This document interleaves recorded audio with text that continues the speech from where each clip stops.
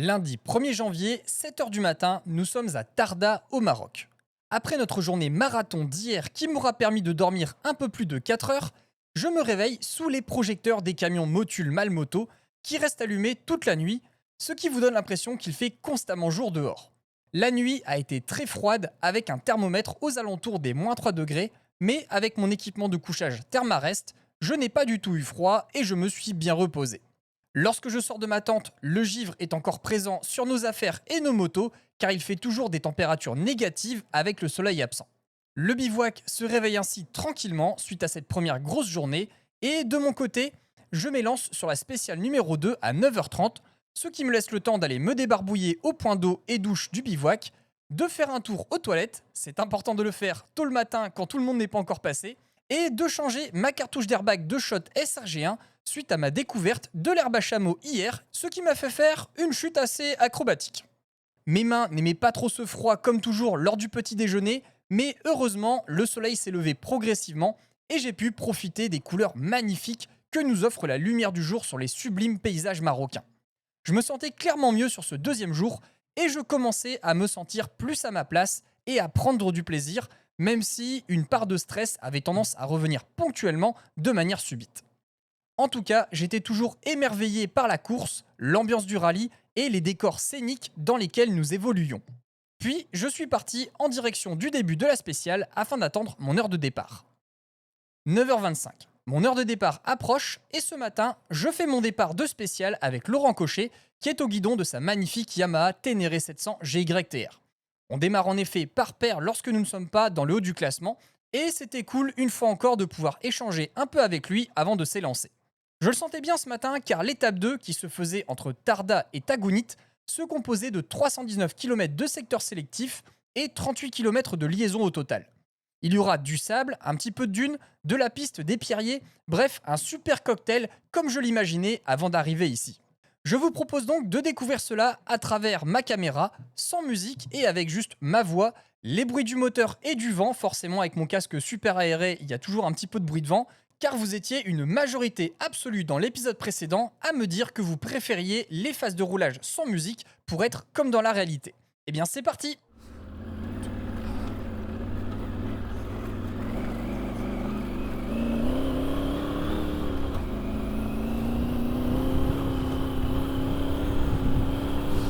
Bon, c'est beaucoup moins galère que hier. C'est plus roulant, plus dynamique. Mais il va falloir faire attention. Parce que l'adrénaline, ça peut vous donner des ailes. Et ça peut vous faire chuter fortement.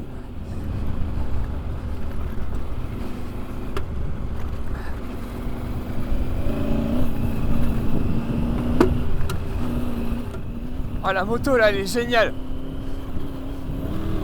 Oh, oh. Trop bien.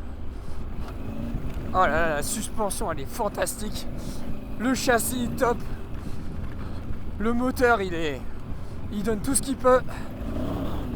Ah là là. Cette petite nervosité là. Ça c'est ce que j'imaginais pour le rallye raid. Ah ouais là je me kiffe là.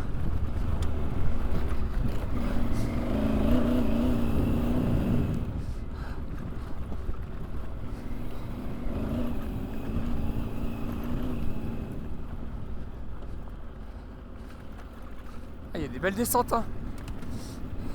Putain, t'imagines les pilotes pros là, ils arrivent comme des balles. Les gars ils sont comme des furies. Oh la vache, ça va être impressionnant à voir.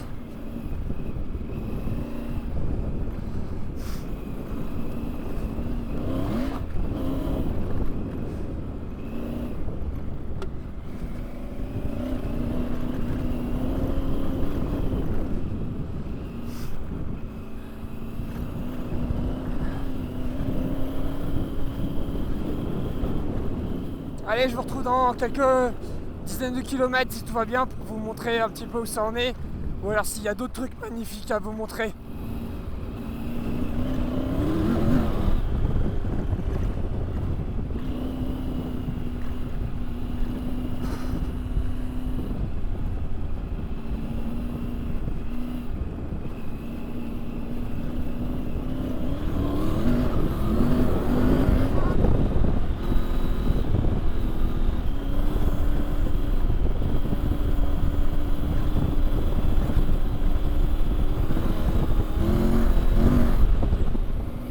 Ça, c'est les ondulations dont il parle. On va éviter l'ornière. C'est pas le bon plan. 22,69. Ok.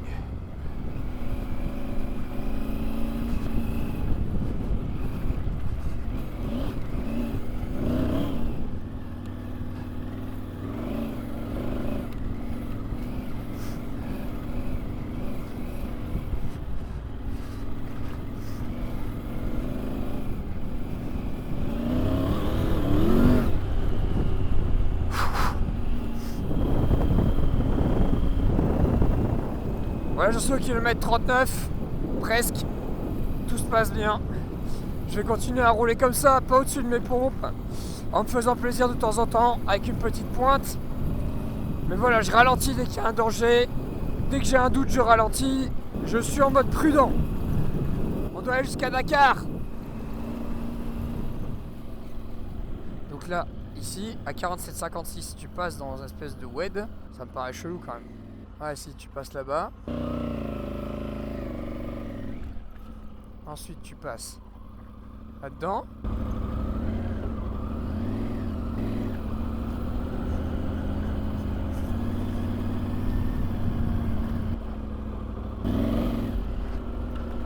Ça, c'est pas du tout au bon endroit.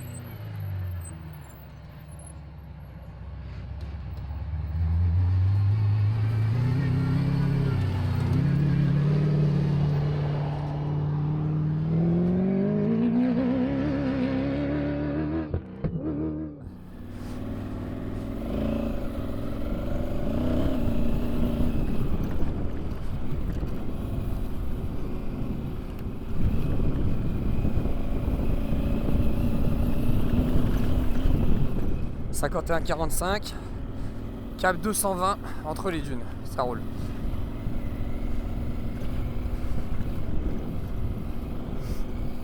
Et ok, cap 220 entre ces trucs là.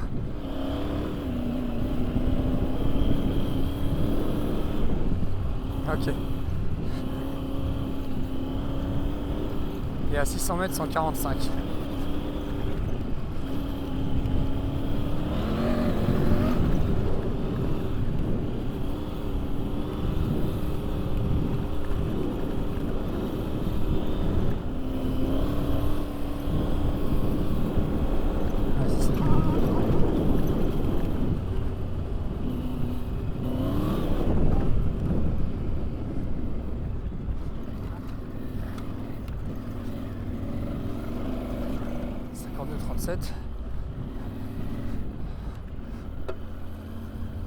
À gauche dans l'Oued, cap 102.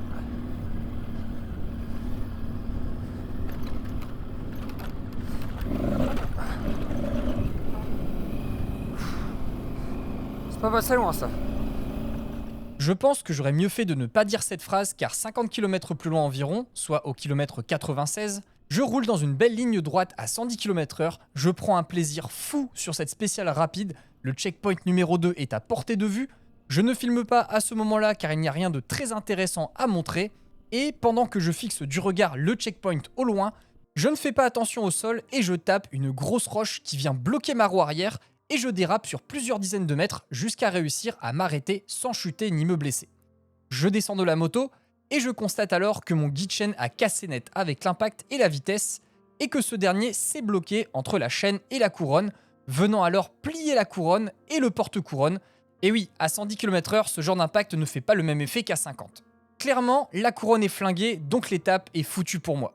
Je ne parle pas à ce moment-là car je suis trop dégoûté et je bouillonne en moi d'avoir fait l'erreur de regarder trop loin sans faire attention à ce type d'obstacle que j'avais déjà évité plusieurs fois depuis le départ. Mais là, la roche était grosse, elle est passée à ras de ma roue et pile dans le guide chaîne. Je décide alors de pousser la moto jusqu'au checkpoint qui était à portée de vue. Puis là, je vois arriver un camion 4x4 qui vient vers moi et s'arrête. Il s'agit de personnes du public qui ont vu que j'étais en galère au loin et qui sont venus me donner un coup de main avec quelques outils. Il s'agit d'ailleurs d'une famille qui est en voyage au Maroc et qui me suit sur YouTube, donc c'était assez dingue de croiser des abonnés au milieu du désert. Donc merci encore à la famille Les Moutous Migrateurs sur Instagram pour leur aide inattendue. On essaye donc de retirer le guide chaîne cassé et de redresser la couronne avec une masse, puis je repars pour atteindre quelques minutes plus tard le checkpoint numéro 2, mais il y a toujours un souci. La moto avance avec des à-coups et je pense que cela vient de la couronne car elle est encore irrégulière. C'est donc reparti pour une séance de démontage et de redressage de couronne où l'on tente de bien aplatir cette dernière et de mettre des rondelles pour compenser la zone pliée sur le porte-couronne. Je repars ensuite faire un mini-tour, mais rien n'y fait, j'ai toujours cet à-coup. J'ai l'impression que je peux quand même rouler à 50-60 km/h, donc je préviens l'orga que je suis obligé d'abandonner pour cette étape et que je vais prendre la route pendant 3 heures pour atteindre le bivouac afin de mieux réparer sur place puisque là-bas j'ai une couronne en stock dans ma malle. Mais quelques kilomètres plus loin, de la fumée se met à apparaître subitement sur le côté gauche car de l'huile sort de l'axe de transmission et tombe directement sur le collecteur. Je coupe le moteur direct et je me mets sur le bas-côté de la route. À ce moment-là, lorsque la fumée commence à sortir de mon moteur, je me mets à hurler dans mon casque, à pleurer, je suis dégoûté et clairement, je pourrais pas rejoindre le bivouac, ce qui m'obligera à atteindre le camion balai. Et donc résultat, avec les mouvements, ça a bousillé tout le joint et peut-être même l'axe. Donc là maintenant j'attends la dépanneuse et me faire ramener au bivouac pour espérer réparer ce soir parce que là c'est même pas sûr. Ce qui est sûr c'est que là pour moi la course c'est fini, c'est abandon, donc abandon mécanique. J'ai beaucoup pleuré avant donc je vais essayer de pas repleurer là. Mais je suis dégoûté. 3 années de boulot, 25 000 euros. Et puis là, sur la deuxième spéciale, je me bousille sur un caillou quoi. Donc je vais essayer de réparer et au moins pouvoir finir en raid. Parce que mon rêve toujours c'est de faire amener la moto à Dakar. Donc j'espère que je vais au moins réussir à réparer pour la faire rouler un peu dans les chemins. Peut-être faire des belles photos pour me faire des souvenirs. Et puis faire un peu plus de bitume puisque le raid il y a un peu plus de bitume. Et puis arriver quand même à Dakar pour terminer la course. Voilà, je vous donnerai des nouvelles cette nuit si j'arrive à réparer. Je vais attendre la dépanneuse, j'en ai pour quelques heures à mon avis le temps que la voiture balai elle arrive. Bref, c'est la grosse merde, je suis dégoûté. Une heure plus tard, le camion balai 3 arrive et me récupère ainsi que la moto que l'on vient fermement sangler à l'arrière. On charge la moto et l'on part en direction de Tagounit.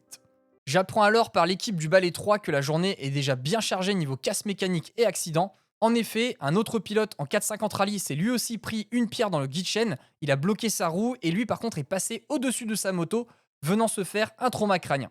Un second pilote s'est craché et a de son côté lui cassé sa clavicule.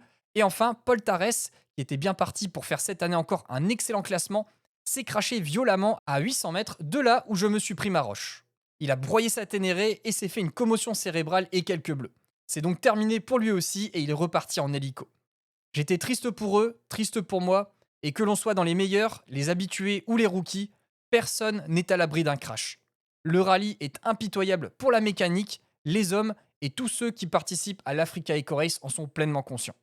Sur la route, j'ai expliqué sur Instagram ce qu'il m'est arrivé et vous avez été plusieurs à essayer de me donner des pistes pour réparer la moto une fois au bivouac, car il y a de fortes chances que ce soit simplement le joint speed de pignon de sortie de boîte qui était déformé et qui fuyait. Il fallait donc peut-être changer juste cette pièce. Merci encore à tous pour m'avoir apporté du soutien et de l'espoir dans ce moment difficile, et merci à Amaury Baratin qui a été même spontanément jusqu'à regarder la référence de joint d'axe de transmission pour me fournir les dimensions afin que je puisse en trouver un sur la route.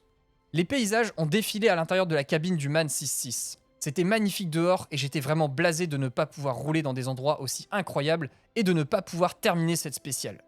L'équipe du camion balai 3 était par contre ultra sympa, il s'agissait de 2 Belges donc forcément ils sont super cool, et ils m'ont proposé pour me donner un coup de main dans ma réparation de passer par Zagora qui était sur la route vers Tagounit afin de trouver un garage qui aurait la référence du joint SPI indiqué par Amaury ou à peu près le même afin de pouvoir l'acheter et me permettre de réparer une fois au bivouac. Bon ça y est, on a les joints. Merci. Et ils sont un petit 4 mm trop épais mais il y a moyen que ça passe donc on va tenter ce soir et ça va être nickel. Ah ouais les lumières trop bien. Hey, Ce camion est incroyable. VIP service. Ouais, VIP service exactement. Avec ce joint spi en main, j'étais donc rempli d'espoir et mon moral remontait en m'imaginant faire la réparation en arrivant au bivouac, puis nous sommes arrivés vers 20h au campement. Bon voilà, on est arrivé au bivouac. La moto est déchargée. Elle est juste là. Donc là maintenant j'ai du travail qui m'attend. Ça va le faire. Et réparé. Merci en tout cas, merci beaucoup.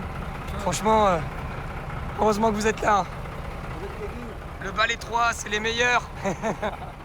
J'ai déchargé la moto, remercié chaleureusement le duo de choc du camion balai 3, puis je suis parti écouter le brief pour la spéciale du lendemain, manger un bon coup car je n'avais pas vraiment mangé depuis le petit déjeuner à part quelques cacahuètes et fruits secs, afin d'être en forme pour la soirée de mécanique qui m'attendait. Ambiance du bivouac, il est 21h30. Ça bosse chez tous les teams. La journée était très dure, très cassante, parce que très rapide. Donc là, ça y va. Hein. Regardez là. Dans le team Proxcar, ils ont démonté les pneus, le capot. Ils ont du taf. Là, on a déjà des véhicules qui se mettent en route pour la suite de la prochaine spéciale. Là-bas, on a les magnifiques véhicules historiques avec le camion Rothman, la Porsche, superbe. Bon, sur ce, moi, je retourne à la partie Malmoto et je vais aller réparer ma bécane. Je commence alors à détendre la chaîne afin de pouvoir changer la couronne arrière que j'ai en stock dans ma malle, je démonte le pignon de sortie de boîte, et là, je découvre que la casse va bien au-delà d'un simple joint spi. Une bille de roulement et des morceaux de métal venant du carter et du roulement tombent par terre lorsque je retire le pignon, le roulement est complètement broyé et il se monte depuis l'intérieur du moteur, le carter est cassé sur la partie supérieure et inférieure au niveau des zones épaissies pour tenir le roulement, et l'axe de transmission surtout est plié, il tourne en effet désormais de manière excentrique. Bref, je suis complètement dévasté car rien n'est réparable sur place. On n'est pas sur une casse facilement gérable, hein, surtout avec cet axe plié et ces carters cassés. Je montre quand même le souci aux mécanomotules, à des mécanos marocains habitués à réparer les motos et les voitures de rallye, mais rien n'y fait. C'est trop endommagé et il est impossible de réparer ça sur place en si peu de temps.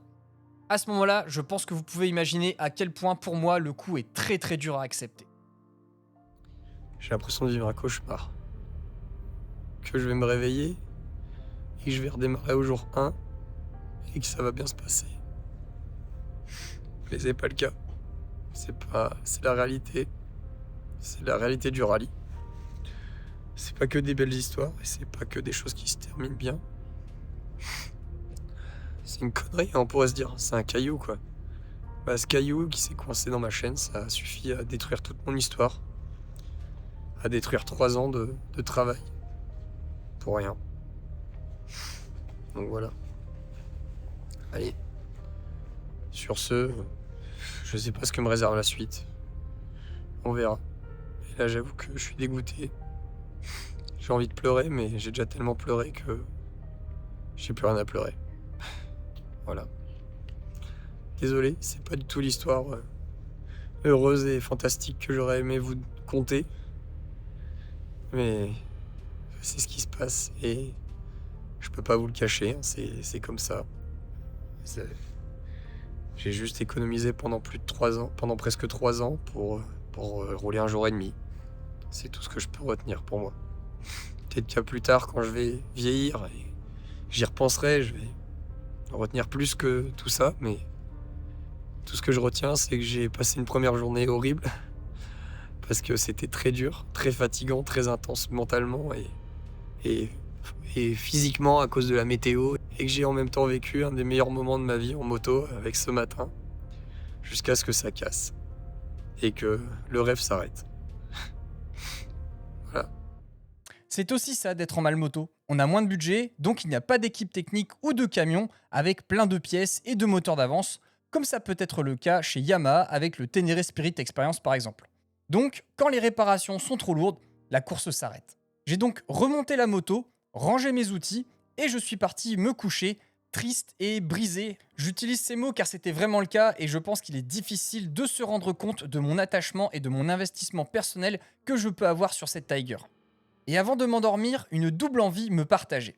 La première envie, c'était de tout arrêter et de rentrer chez moi direct. La seconde était à l'opposé de la première, puisque, en même temps, je ne voulais pas que cela s'arrête et je voulais au moins atteindre la moitié de mon rêve, à savoir atteindre la ligne d'arrivée à Dakar sur le lac Rose. Bref, on verra ça demain, ou plutôt tout à l'heure. Quelques heures plus tard, après une courte et mauvaise nuit de sommeil, je vais voir l'équipe d'organisation de l'Africa Eco Race pour leur raconter ce qu'il m'est arrivé hier et ils m'ont clairement dit qu'on allait trouver une solution. Résultat, quelques dizaines de minutes plus tard, j'ai même d'ailleurs eu 2 solutions. La première solution était de me prêter une Yamaha Ténéré 700 qui se trouvait dans un camion balai géré par Issam, un membre de l'Orga qui gère la société Morocco ADV. Il était OK pour me prêter l'une de ses motos et je le remercie encore énormément de m'avoir fait cette proposition.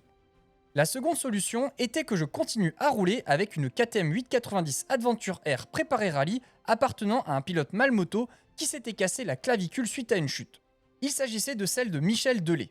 Il a déjà fait plusieurs fois le Dakar en Afrique et en Amérique latine, donc il en connaissait un rayon et il m'a simplement dit « Écoute, si ça te va, je te prête ma moto, on fait pas de contrat de location et on voit à la fin combien tu me dois en termes d'argent selon ce que tu as utilisé, abîmé ou cassé sur la moto. » Vu la préparation de la moto et le fait que j'avais déjà roulé quelques mois sur une 890 Adventure R par le passé, je me suis dit que c'était le meilleur choix des deux et j'ai décidé d'emmener la moto de Michel jusqu'à Dakar. Maintenant que le problème de moto était miraculeusement réglé, il fallait encore me basculer dans la catégorie raid car je n'avais plus le droit de continuer la course suite à mon changement de moto. Il y avait donc pas mal de démarches administratives à faire, ce qui m'empêchait de pouvoir rouler sur cette journée de course. Anthony Schlesser, le coordinateur général de l'Africa Eco Race, m'a alors proposé de venir en voiture avec lui afin de m'amener au prochain bivouac pour y préparer la 890 et comme ça, je pourrais au passage découvrir l'envers du décor de coordination d'un rallye de cette envergure. Sur ces 590 km de route entre Tagounit et Touisgui, j'espère que je le prononce bien, j'ai pu admirer des paysages magnifiques que j'aurais adoré fouler avec ma Tiger comme vous le voyez à ma tête. On a ainsi continué notre route et l'on a aussi traversé de magnifiques villages colorés et d'autres nichés à flanc de montagne entourés de végétation. Malgré mon moral dans les chaussettes, j'ai quand même passé un bon moment avec Anthony, Thierry et Franck qui étaient au volant et cela m'a fait du bien de pouvoir discuter et écouter toutes les histoires de dingue qu'ils ont vécues par le passé. Nous nous sommes ensuite arrêtés pour voir l'arrivée de la spéciale avec Jacopo Cerruti et Alessandro Botturi arrivés premier et deuxième. Ça m'a permis de voir aussi comment fonctionnait l'équipe média avec les interviews, les reportages en 3 langues, français, anglais et italien, et leur système de connexion internet par Starlink pour envoyer les données en direct. Ça en fait du monde et du matos.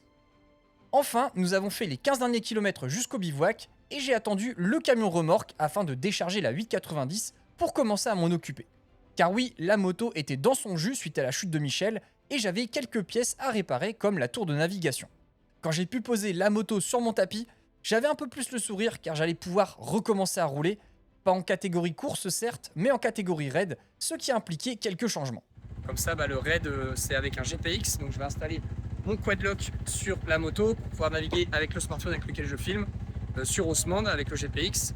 Donc là il n'y a plus de roadbook, il n'y a plus tout ça. Donc ça devrait être aussi moins difficile, hein. La navigation il n'y a pas toute la partie navigation, donc forcément ça simplifie la chose. Et je vais également rouler en groupe, donc il y aura un ouvreur qui va rouler, qui est de l'organisation. Et il y aura 3 autres motards avec moi, donc ils vont voir comme ça un petit peu mon niveau, voir si je roule assez rapidement pour eux. Et comme ça, si ça se passe bien, je continue à rouler avec eux, et si je vois que je suis trop lent ou plus rapide, je peux faire ma vie en roulant avec juste le GPX et mon téléphone. Donc voilà, c'est cool, c'est pas le rêve que j'avais en tête, hein. Voilà, mon rêve, hein, c'était de rouler avec ma Tiger. Mais bon, la Tiger, elle est là, quoi. Hein, voilà, elle est juste là. Elle est sur la remorque. Donc on va la ramener tranquillement à Dakar. Elle ira quand même à Dakar, mais pas de la façon que j'espérais, quoi. Donc voilà, coucou Tiger. Je passe bientôt te chercher ton support quadlock pour l'installer sur ma moto. Donc voilà, les plans ne sont pas du tout ceux prévus d'origine. Mais faut pas que je lâche, faut pas que je... Surtout avec cette opportunité, quoi. Faut que j'aille jusqu'au bout, que je fasse peut-être au moins la moitié de mon rêve, c'était d'aller à Dakar. Donc bon, je le ferai pas exactement comme je le voulais, mais je le ferai quand même. Mais avant de me mettre à la mécanique, il fallait aller écouter le briefing de la journée de demain, qui était un peu différent des précédents, car une personnalité de la politique marocaine était présente ce soir-là. J'ai ensuite mangé rapidement mon repas et je me suis mis à attaquer la moto. Bon voilà, c'est un peu la course, hein, parce que là il y a plein de modifications administratives à faire pour que je puisse rouler avec la moto de quelqu'un d'autre. En plus, je passe de la course à la partie raid, donc il me faut un nouveau numéro, donc je vais passer du 54 au 354. Donc bon, c'est encore des modifications, donc ils doivent me réimprimer des stickers. Ensuite, je dois aller revoir les gens qui ont le boîtier de localisation pour qu'ils me redonnent un nouveau boîtier avec mon nouveau numéro de course pour que ça apparaisse sur le site internet. Bref, c'est plein de trucs administratifs à gérer, mais une fois que ce sera fait, je vais pouvoir rouler. Donc ça, c'est déjà pas mal.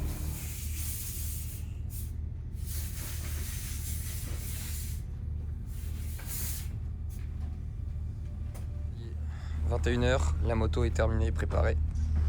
J'ai modifié pas grand chose, j'ai surtout réparé la tour navigation, j'ai mis mes stickers avec mon nouveau numéro de course. Maintenant je suis passé en 354. Les 300 ce sont les raiders, c'est ceux qui vont faire la trace raid. Donc voilà, ça s'est installé. J'ai mis un support smartphone qui venait de ma Tiger, le Quadlock. Comme ça je vais pouvoir mettre la navigation au GPX s'il y a besoin. Mais normalement je vais rouler en groupe, donc ça va. J'aurais pas forcément besoin de le mettre jusqu'à présent. Et j'ai mis aussi donc tous les stickers qui sont là, comme ça tout est ok. La tour de navigation elle est réparée parce qu'avant elle était complètement pliée. Donc ça c'est réglé. Le levier de frein, bon j'ai ajusté 2-3 trucs encore, mais normalement tout roule. Donc voilà, prêt à l'attaque. Et je vais découvrir les pistes du raid avec cette chouette machine. Et au niveau prépa, pour ceux qui se demandent, il y a eu pas mal de petites choses sympas de faites dessus. Donc on va retrouver le suspension Explore Pro, des jantes renforcées, des Excel Takasago avec du 1,85 pouces en largeur et à l'arrière du 2,5. Comme ça, on peut mettre des mousses. C'est pour ça d'ailleurs que vous voyez, il n'y a pas de chambre à air, on a juste l'écrou de verrouillage. Ça c'est cool. On va retrouver aussi 2 réservoirs additionnels qui sont directement reliés au avant, donc j'ai rien à toucher, il n'y a pas de pompe, quoi que ce soit. On a aussi les repose Pirelli qui sont installés. Et enfin, la dernière modif qu'il a fait, c'est toute la partie tour de navigation. Donc là, on a une grosse tour de navigation Aurora Rally. Après, on a aussi les commandes pour les ICO. Donc les ICO, ce sont les systèmes qui sont là. Comme ça, il peut avoir son cap, son heure ou son odomètre. Ici, il a son roadbook. Là, on a le dérouleur de roadbook, juste là. Et là, on a les boutons de commande de l'ICO de gauche. Et ici, les boutons de commande de l'ICO de droite. Donc voilà un petit peu tout ce qu'il y a et c'est bien. Franchement, c'est une belle prépa qu'il a fait, Michel. Et merci encore à lui pour sa confiance de me laisser rouler avec sa moto jusqu'à Dakar. Donc là voilà, maintenant on va ranger tous les outils. Et puis c'est parti, on va aller se coucher, histoire de se lever demain à 6h, 6h30 pour récupérer le boîtier électronique de localisation Stella. Et puis faire le plein d'essence, parce que là il n'y a plus d'essence, mais le camion de ravitaillement est juste là, donc ça va être assez facile d'y aller. Et puis voilà, on sera tout bon et décollage à 8h avec les 2 autres personnes du groupe. Alors, est-ce que l'étape 4 de demain se passera sans encombre avec ma moto de près ? Vais-je m'habituer rapidement à son pilotage dans le désert et m'acclimater au caractère plus tranquille de la catégorie raid ? Vous le saurez dans le prochain épisode.